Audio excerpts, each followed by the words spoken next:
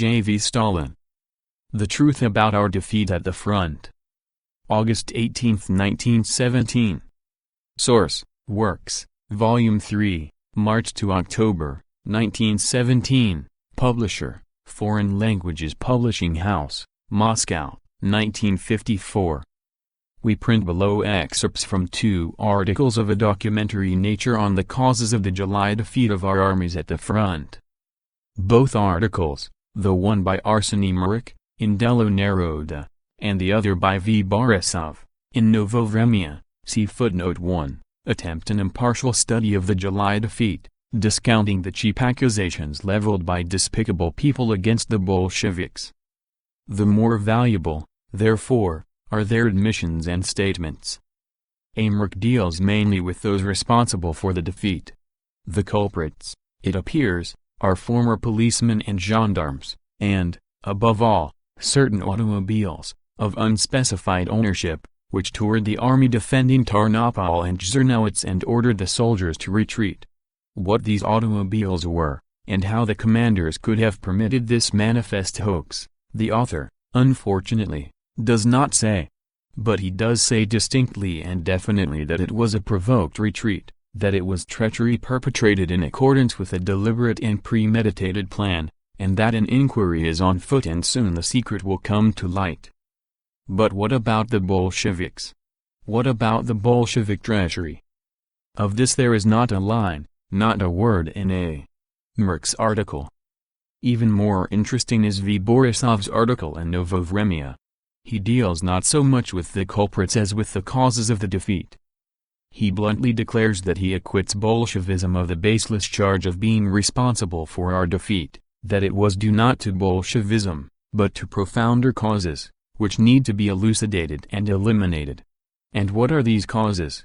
First, the fact that offensive tactics are unsuitable for us because of the rawness of our generals, the poor equipment of our armies, the unorganized state of the troops.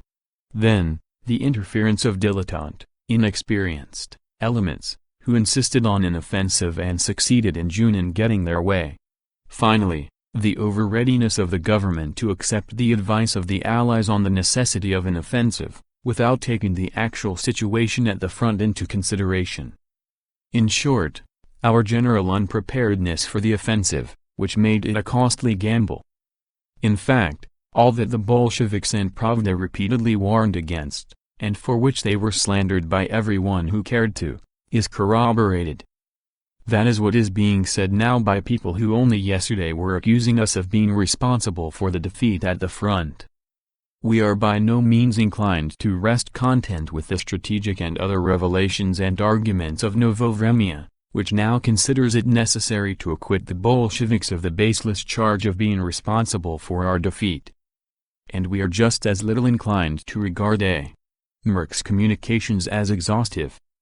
But we cannot refrain from remarking that if the ministerial Delo Naroda no longer finds it possible to keep silent about those who are really responsible for the defeat, if even, Savorin's Novovremya, which only yesterday was accusing the Bolsheviks of being responsible for the defeat, now considers it necessary to acquit the Bolsheviks of this charge, this only shows that murder will out, that the truth about the defeat is too glaring to be hushed up, that the truth about who is responsible for the defeat, now being dragged into the light by the soldiers themselves, is about to lash the faces of the accusers themselves, and that to keep silent any longer would be courting trouble.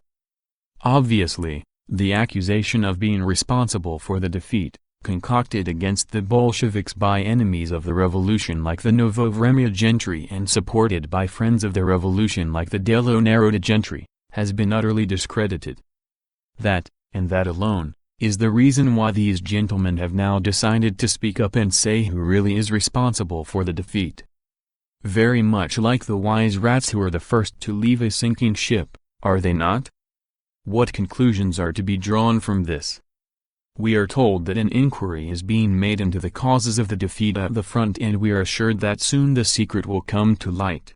But what guarantee have we that the results of the inquiry will not be pigeonholed, that it will be conducted objectively, that the culprits will be punished as they deserve?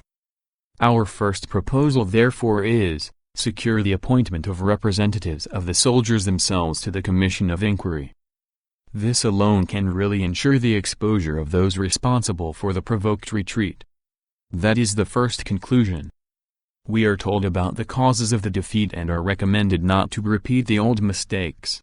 But what guarantee have we that the mistakes were really mistakes and not a premeditated plan? Who can vouch that, after the provoked surrender of Tarnopol, the surrender of Riga and Petrograd will not be provoked also, with the purpose of undermining the prestige of the revolution and re-erecting the old detested order on its ruins? Our second proposal therefore is, establish the control of representatives of the soldiers themselves over the actions of their officers and immediately dismiss all suspects. Only such control can ensure the revolution against criminal provocation on a large scale. That is the second conclusion. Proletary, number 5. August 18, 1917. Notes. 1. Novovremya, New Times, an organ of the reactionary aristocratic and government bureaucratic circles, founded in St. Petersburg in 1868. In 1905 it became one of the organs of the Black Hundreds. It was suppressed in the latter part of October 1917. End of The Truth About Our Defeat at the Front, by J. V. Stalin.